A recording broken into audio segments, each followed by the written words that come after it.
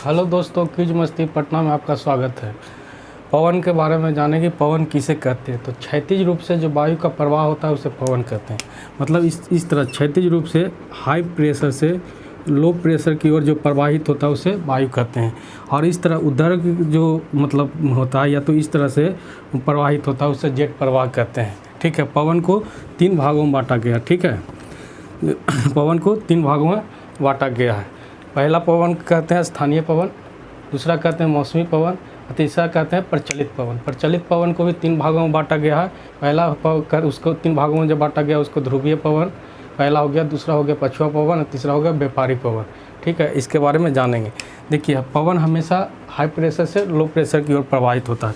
तो पवन हमेशा प्रवाहित हो जाना चाहिए सीधा, लेकिन सीधा नहीं होकर उत्तरी गोलार्ध में दाईं की तरफ मुड़ जाता है और दक्षिणी गोलार्ध में वो बाईं की तरफ मुड़ जाता है। मुड़ने का कारण क्या है?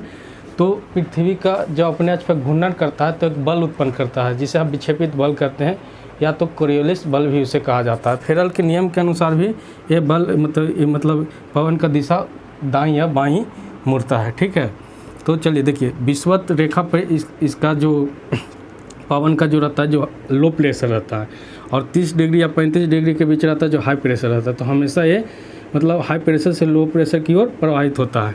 तो वो सीधा ना होकर दाईं की तरफ मुड़ जाता है। मतलब उत्तरी गोलार्ध में दाईं की तरफ मुड़ जाता है और दक्षिणी गोलार्ध में बाईं की तरफ मुड़ जाता है। अब इसके बारे में स्थिति के बारे में जानेंगे। देखिए, 5 से जो 30 डिग्री के बाद रहता है वो व्यापारिक पवन रहता है, और 30 या 35 से जो 65 के बीच रहता है वो पछुआ पवन रहता है, और 65 से जो 90 के बीच रहता है जो क्या बोलते हैं ध्रुवीय पवन रहता है। अब इसका स्थिति के बारे में जानेंगे।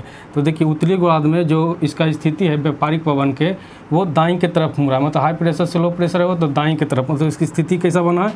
इस तरह से बना है। तो इसको कहेंगे कि उत्तर पूर्व से पश्चिम और दक्षिण की तरफ मुड़ा है।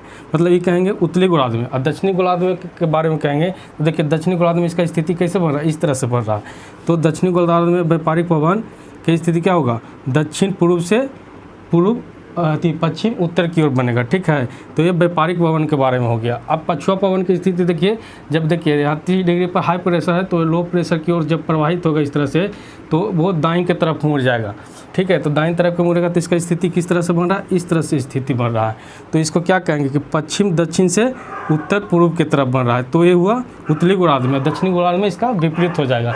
वैसे ही ध्रुव पर देखिए 90 डिग्री जहाँ पोल है वहाँ पे हाई प्रेशर होता है। तो हाई प्रेशर से लो प्रेशर आता है तो दाईं की तरफ मुड़ता है। तो ध्रुवीय पवन की स्थिति क्या हो जाएगा उत्तरी गोलार्ध में? उसका देखिए किस तरह से बन रहा है, इस तरह से स्थिति बन रहा है। तो उत्तर पूर्व से पश्चिम दक्षिण की ओर। पछुआ पवन को गरजता चालीसा या प्रचंड पचासा या चिकता साठा के नाम से भी जाना जाता है। ठीक है, प्रचलित पवन अस्थायी पवन होता है, मतलब सालों एक ही दिशा में ये मतलब बहते रहता है। इस तरह से इमेज से याद करने के लिए, आसान तरीका से याद करने के लिए चैनल को सब्सक्राइब करें, लाइक करें। धन्यवाद दोस्तों।